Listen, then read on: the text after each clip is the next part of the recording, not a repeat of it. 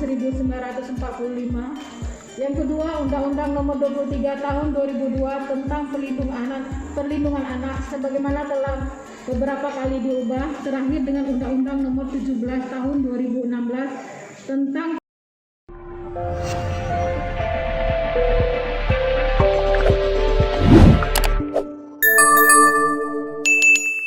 Dapatkan berita update dengan mengklik subscribe, lonceng dan berikan komentar.